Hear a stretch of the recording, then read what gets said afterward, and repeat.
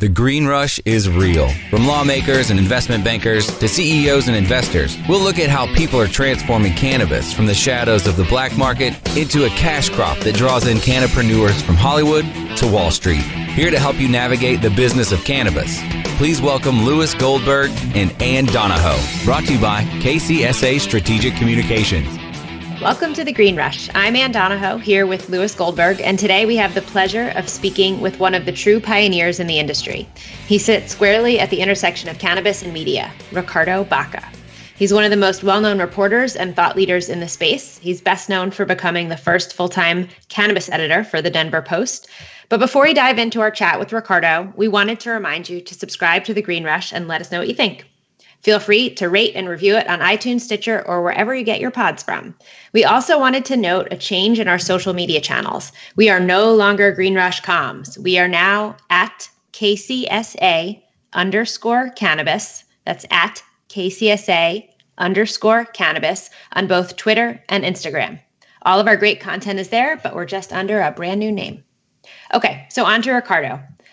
After serving more than 2 decades as staff writer, editor, and critic at a number of daily newspapers, Ricardo's editors at the Denver Post named him as the first ever cannabis editor in 2013. Now, Ricardo is considered to be one of the world's first and, quote, most prestigious, according to Vice, marijuana editor. He's founder of the award-winning news vertical, The Cannabist, required reading for anyone in the space, and he's also the primary subject of Rolling Papers, a documentary film. He's one of Brookings Institution's 12 key people to watch in marijuana policy and one of Fortune magazine's 7 most powerful people in American marijuana. He's also one of Time magazine's 140 best Twitter feeds. He's opened up his own agency called Grasslands. In short, Ricardo knows his cannabis. Now, on to our chat. Ricardo, thank you so much for joining us today. Hey, thanks for having me on. So before you got into covering the business of cannabis, you were a music critic for the Denver Post for almost a decade.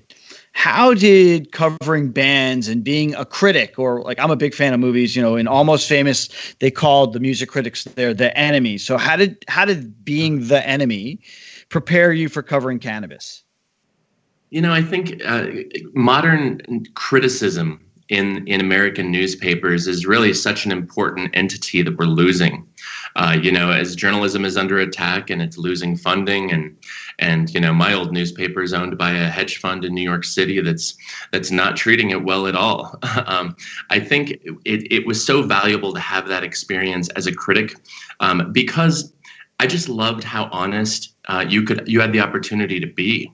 I was interfacing regularly with bands and with publicists, and it was always about the hype and their spin and angle that they were pushing forward. And I just loved that not only was I able to speak with my opinion inside a newspaper, which really only happens, at the arts criticism level and on the op-ed page, but I was also able to, make a living by seeing bands and writing about music and speaking my own truth about this is quality and you should spend money on it. You should go out and download the record. Or this is not, and this is garbage, and they should have done better, and really just speaking truth and developing a readership, because I think consistency of any critic is really your currency. So whether somebody always disagrees with you or always agrees with you, it's kind of an ideal thing, because then you develop that relationship with them. And if you have a consistent voice, then all the better. And I think I really learned from that and took it into cannabis when that job opportunity came up, because cannabis was never about criticism for me, but it did instill in me the belief that it's a necessary structure. If you're talking about so many things. And while the Cannabist was always founded very much so in news journalism, it's pretty straightforward reporting and treating cannabis as if it was oil and gas or the airline industry. I always knew that we wanted to have pot critics on staff who could also dissect individual strains or concentrates and talk about them intelligently in language that's probably more like a wine review than a music review. But I think, I don't know that I would have known that that was such a necessary aspect of coverage for the cannabis beat if I didn't have the music critic experience in my past. So back in 2013, the Denver Post launched the Cannabist just prior to the state becoming the first to legalize the consumption for adult use. Knowing what you know today, and maybe taking a little bit of what you just said about the role of criticism in media, what would you counsel yourself back then? What would today Ricardo say to Ricardo back then? Oh man! So Ricardo back then wouldn't have even listened because I was slammed with everything. But I guess it would have been. I don't know. We learned so much in those early years. When you think about it, like we were really the first legitimate journalistic entity to take this truly seriously. You know, with no weed puns. Those were legitimately banned by myself. I just wanted nothing to do with them. So I don't even know what I would advise me to do then, because it was all so new. And in many ways, the state regulators that we were interviewing at the time, they were telling us, you know, we're writing the first legal marijuana regulations in the history of the world, because, of course, Colorado and Washington voted at the same time to legalize adult use, but we beat them to market by 5 or 6 months. And so they would tell us all the time, we're learning how to fly the plane as we're building the plane, and it's really complicated. And in many regards, we were doing the same thing at the newspaper level. We were really trying to figure out what this was going to look like and how we should be covering it responsibly, while also having some fun with the newest recreational substance, in the world. So I that's a hard question to ask, but I guess I really am kind of enamored with the scope of and the arc of our work, you know, because early on we tested edibles for potency in 2014. And I knew that was important because I myself am an edibles consumer. And then when you look at 2016, so much of that was spent, for me at least, testing concentrates for pesticides. And so there is this kind of 360-degree turn that my career as the cannabis editor at the Denver Post took. And I guess I'm just thankful for that, because we're ultimately looking to report on this as responsibly as possible. And I love how quantifiable and how legitimate lab testing gives you very concrete numbers by which to hold this industry accountable, but also to hold the regulators accountable. So that kind of talks around the question, but so I apologize for not having a more straightforward answer. But no, I think that's fine, and I definitely want to get to that. But getting back to the Cannabist and the revolutionary role you played, do you think the Cannabist saved the Post? Do you think the paper would still be around today if it weren't for weed and if it weren't for you? No, we definitely did not. And unfortunately, the Post is in a pretty dire situation right now with 30 layoffs, with a staff involving, about 90 people. So the Post is in a bad situation now. We certainly helped things, though. I think journalism needs a good boost in these troublesome times. And to have such an exciting platform that really caught the zeitgeist nationally and internationally, I think it really boosted morale in the newsroom, and it helped that we weren't really, we weren't taking a toll from the newsroom, because we were sustainable and paying our own bills as of 6 months in. And so I was proud about that we weren't taking money from them. We were making money for them, but we were definitely never supporting the newspaper, because of course we were just a digital only outlet, and a lot of our stories and coverage ended up in print. But digital, they call it digital dimes compared to print dollars, and the advertisements and sponsorships that we sold could never really compare to what like a full color double truck would cost in the newspaper. So back in 2013, when you guys launched it, you got covered everywhere. I mean, you were on The View, which is where you met Whoopi, but Saturday Night Live covered it, the New York Times, everywhere. Do you think that they got the coverage right? Did also, talk about the launch of the Cannabist, how that impacted on the more mainstream media's coverage of the industry moving forward? Yeah, I'll take the first part of that question, and that's an interesting one. It's one I've given some thought to seriously, but I think a lot of them did get it right. And this speaks to the distance that we've covered in just a few short years. Because if you go back to 2013, what did the cannabis media landscape really look like at that time? High Times Magazine was about to celebrate its 40th anniversary, and it's the world's most recognizable cannabis brand.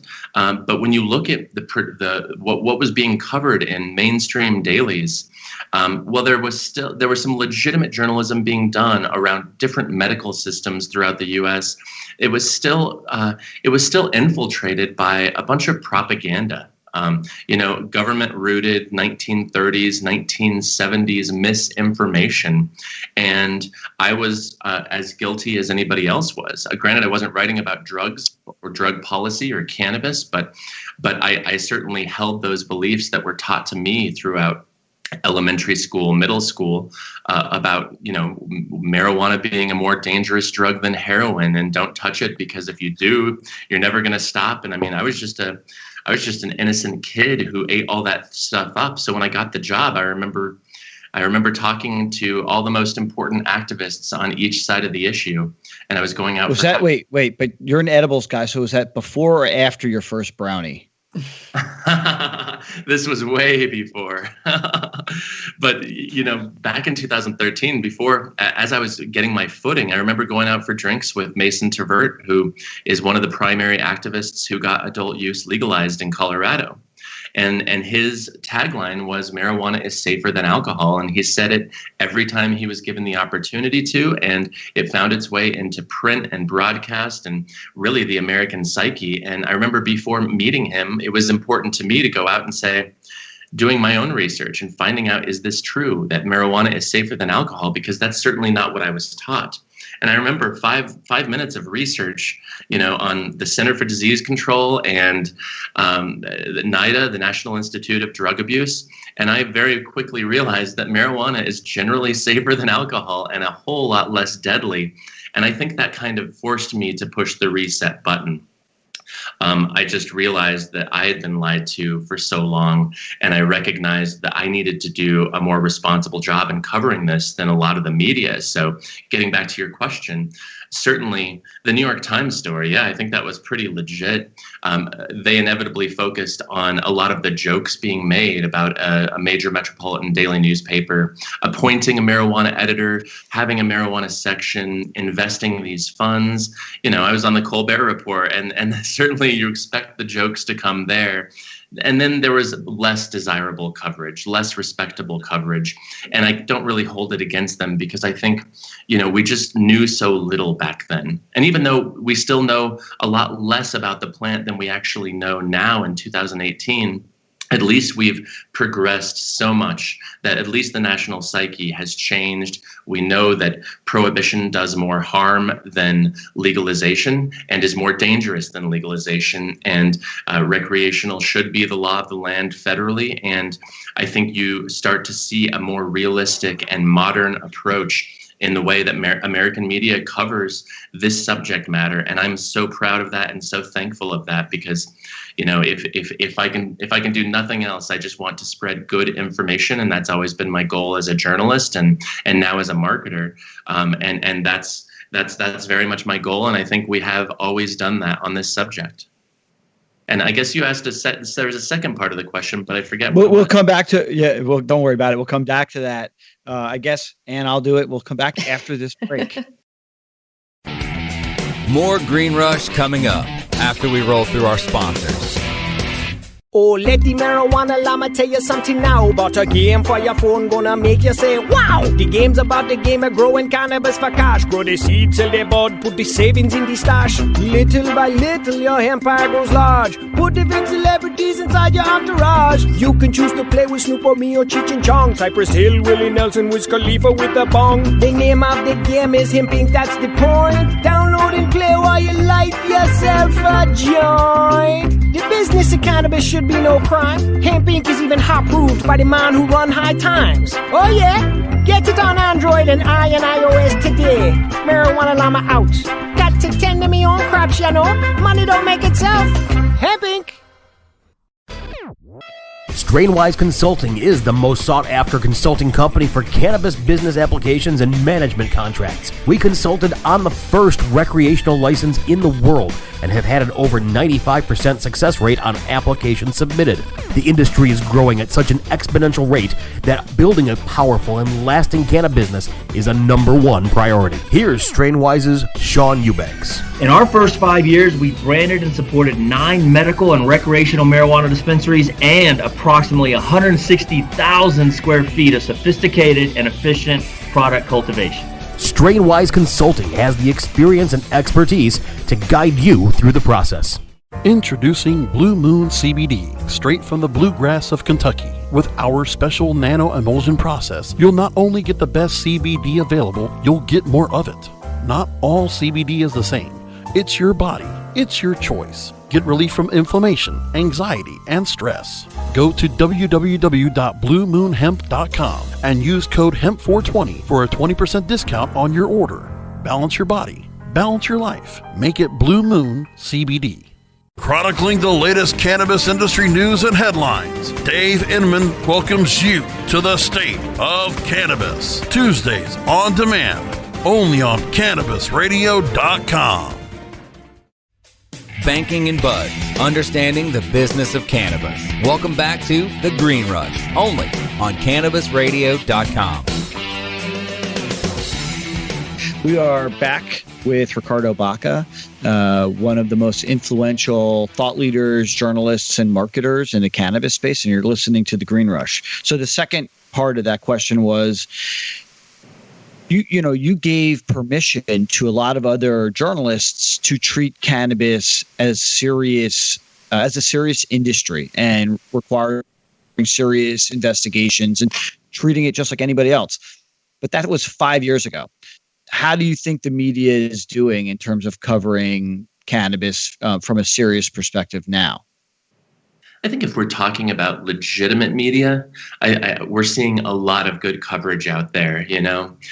As with anything that deals with local laws and regulations, there's so much important journalism that needs to be covered as these initiatives are being drafted and proposed and ultimately being put on the ballot and then being voted on, and if successful, then being implemented. And we need journalists covering that at every stage of the process.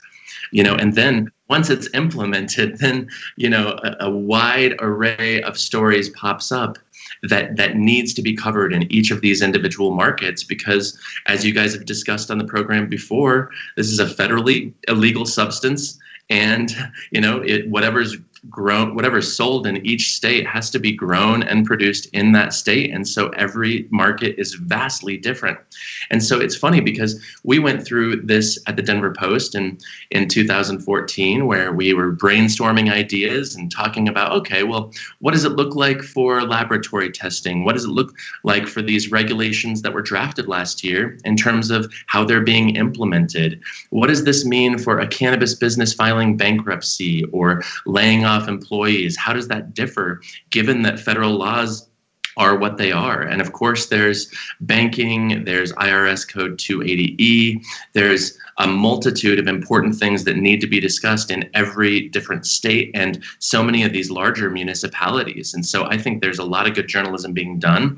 I don't think there's nearly enough of it being done. And there are also some major glaring holes that I would add that I'd like to see more of. One of my friends, Chris Ingram at the Washington Post, is producing the single most important data journalism in drug policy. And I would love to see more data journalists really tackling drug policy with intelligent writing, but also graphic presentation that tells a story in so much a better way than text ever can. So I think we're getting there, but it certainly doesn't help that, American journalism is under attack right now, and it's outside of the Washington Post and the New York Times. I mean, these papers are struggling to even staff themselves and finance themselves, let alone, find a team to cover cannabis. You see even the LA Times isn't investing as much as they should in their own coverage, and they're the largest cannabis market in the world.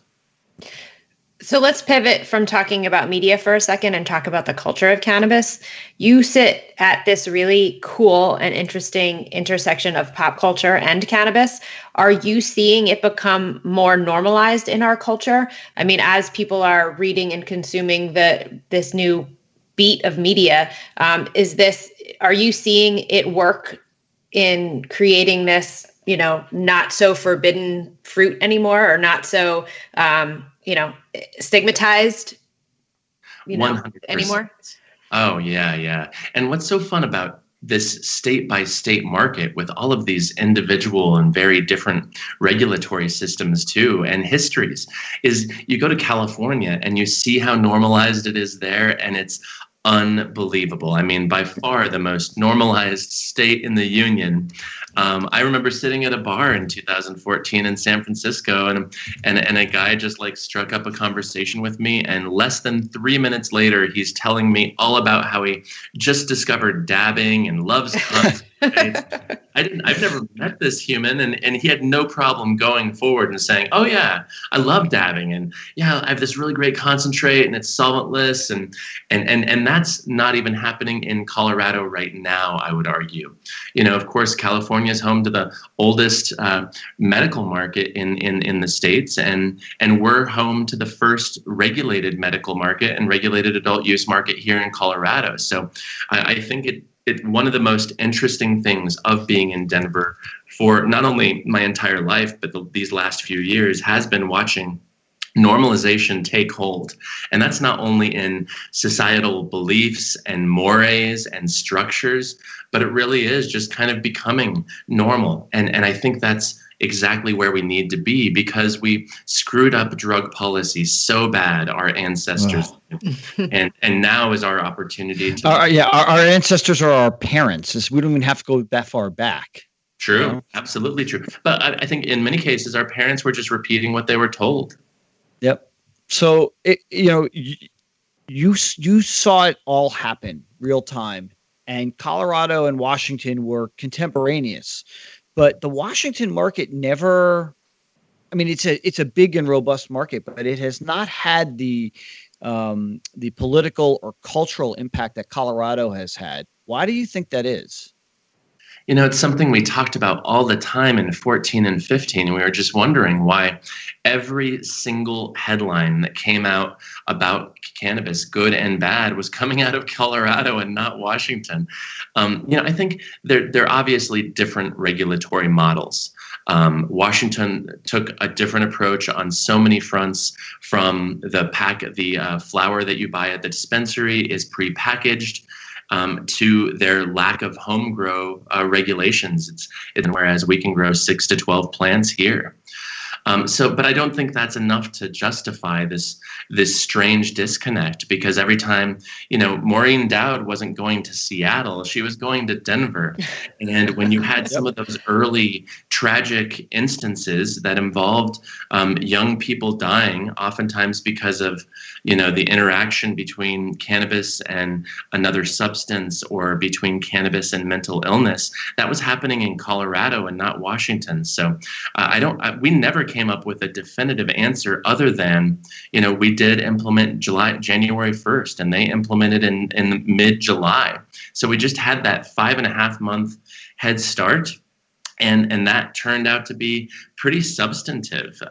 You could say we were first to market, and that first to market always ends up leaving the biggest impression. And we were fortunate that we had city and state regulators that really took the people's will into consideration, and they implemented the world's first legal cannabis economy in 13 months, which is pretty amazing when you think about it. And I think that's probably the biggest reason why, but otherwise, I mean, the jokes are about Colorado and not Washington, and the praise is about Colorado, not Washington. I'm sure you and your listeners have heard about the Colorado model. I mean, this is something we're still talking about as Canada dissects what they like and don't like about the Colorado model as they're implementing adult use later this year. And certainly when you look to Proposition 64 in California, there are shades of Amendment 64 in the Colorado model throughout that legislation and rulemaking. And so, Colorado's impact will always be felt, although inevitably we're also now dealing with the fact that we're taking the back seat on certain issues to California, to Nevada, to Canada. Like what? Well, if you look at the concept of like legal cannabis delivery, yeah, that's something that's being debated 4 blocks from my office right now in the state capitol, right here in Denver, and we don't know if it'll pass. But that was kind of an assumed priority in California, and they're moving forward with it in the adult use market. Social use is something that has embarrassingly been left out of so many of these laws, of, hey, we're going to sell it to you. You can grow it. You can use it. All of this. Don't smoke it around me. Yeah. Exactly. What a joke. It's like, what is their problem? It's ridiculous. And here we are, Denver County, 2016, voted on Initiative 300 saying, yes, we do want spaces designated for the consumption of cannabis. And all this time later, it's roadblock after roadblock in terms of implementing what is seriously the world's first social cannabis use ordinance and permitting process. And meanwhile, it's not an easy conversation in Nevada or California, but they are both moving forward with their own different models. I mean, this summer, heading into this summer 2018, inevitably, we will be seeing very large legal consumption festivals in California State Fairgrounds, which they've permitted to allow these kinds of events. And so now we're just kind of taking the back seat and watching as others write more sensible and progressive drug policy than we have in our state constitution. Let's take a quick break. You're listening to The Green Rush, and we're talking with Ricardo Baca. More Green Rush coming up after we roll through our sponsors. Cannabis concentrates have been around for thousands of years. In 19th century America, extracts mixed with other herbs were sold as a miracle cure. Now, Apex Supercritical has elevated the science of extraction into the 21st century. Apex Supercritical is the leader in CO2 extraction, which is the cleanest, safest, and purest way to extract plant oils. ROI in as little as 3 weeks. Our cost-effective systems are fully automated with an industry-leading 3-year warranty. And if we don't have your system in stock, we can build one in as little as 4 weeks, bringing CO2 extraction to the masses. Learn more at APEKSSupercritical.com. 4-week build excludes high production systems. Introducing 420 Cloud, ignited by MSIG, one of the fastest growing social apps around. The only app you'll need for all things cannabis. Find the latest cannabis news, videos, and stories, ranging from business and tech to sports and medicine. Start your career in cannabis by seeking, identifying, and applying for jobs through our expansive listings. For businesses, 420cloud.com features a full-scale cross-channel network, monetizing high traffic for big data conversion and analytics. Download 420 Cloud now from the iTunes Store or Google Play. MSIG.com is a publicly listed company on the OTC, symbol MCIG. At Alternative Vibes, our core values of quality, loyalty, respect, and honesty guides us in our mission to help families find peace and harmony through our products and services. Whether you are looking for a more natural way of living, shopping essential oils, topicals, and edibles, or searching for a path towards achieving your goals, we are your choice. Learn more about our complete line of natural products and solutions at AlternativeVibes.com, bringing quality of living to life. AlternativeVibes.com. Our mission is to discuss extraction, processing, business practices, and lessons learned with the established experts of the extraction process on Mission Supercritical, a service of Apex Supercritical. Mondays on demand, only on Cannabisradio.com. Banking and Buds, understanding the business of cannabis. Welcome back to The Green Rush, only on Cannabisradio.com. And we are back with Ricardo Baca. We continue to talk about news, and it is, we all work in and around it. Now you're on the other side of the phone like we are. So for those in the cannabis industry who we should be paying attention to, or our listeners should be paying attention to, other than you, who do you read first thing in the morning? Oh, I think we're all probably reading the same newsletters and journalists and bloggers. But, my buddy Tom Angel is doing great work, and I'm so thrilled to see him succeeding, after after getting laid off by Mass Roots and having a great tenure at marijuana.com. And he's still doing the Forbes thing, and I'm really proud for him. And speaking of Forbes, their various contributors, I think, do a pretty solid job of covering the industry. My former colleagues at the Cannabist, I think, are still doing top-notch work. And even though they don't have the support that they need from the newsroom leadership, I think they're doing really solid journalism and continuing to document this important movement. And then I'm also very, very jazzed about the stuff that Leafly and Civilized are doing. I just think the lifestyle of cannabis is really the next conversation, just like Ann was talking about normalization earlier. I mean, we need to document normalization of culture in the same way that we're documenting these changes in policy and regulation. And Civilized is doing really good work with that. And I think Leafly is just doing some of the best work in the industry right now. One of the more high-profile pieces of pop culture recently was Disjointed, and it got canceled after 2 seasons on Netflix. What did you think of that? Oh, I thought it was garbage. I thought it was. It makes me feel better about not watching it. You know what? I found it weird. It bugged me, and I'm like, So thanks. I thought it was fun, but I thought it wasn't real. Yeah, and I guess it also comes down to it's not my style of sitcom. I love High Maintenance on HBO. I watch some garbage reality TV that I will totally admit that it is garbage. But this, Chuck Lorre, he's 2.5 Men. He's, Big Bang Theory. That's just not my style of television. And he is a genre guy. All of his shows have similar aesthetics, similar humor, similar canned laugh tracks, and that's just not my style. So I definitely watched 2 or 3 episodes of Disjointed, and it just never connected with me, even though I do love Kathy Bates. And I also just was really turned off in the 2nd season when they kind of made some jabs at Steve D'Angelo, who is a friend and a mentor and a client, and I thought that was just unnecessary. So every episode, we do a segment called Puff Puff Pass, where we ask our guests to tell us 2 things they love about the cannabis industry and 1 thing that absolutely drives them nuts. And by the way, we know you're an edibles guy, but maybe it's no bite. Equivalent. On the edible side. I like it. It's a fun segment. I guess, I can jump in with some of these things. Let me see. This is completely on the fly. But I guess I would start off with what I love. I write some columns for some cannabis magazines, including Cannabis Now and Sensi and MG.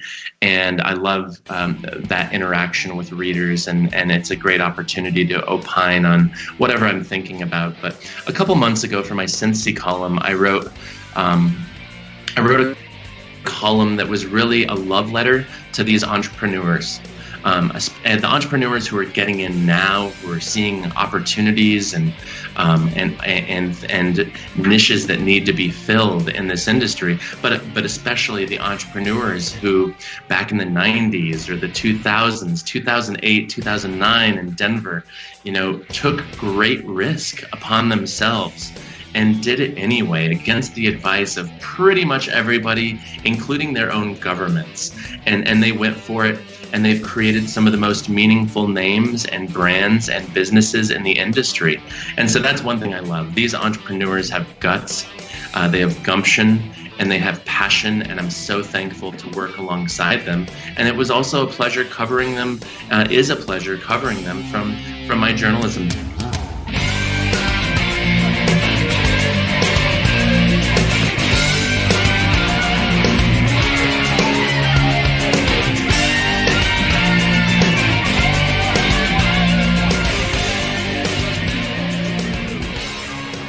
The opinions expressed on this CannabisRadio.com program are those of the guests and hosts and do not necessarily reflect those of the staff and management of CannabisRadio.com. Any rebroadcast or redistribution without proper consent of CannabisRadio.com is prohibited.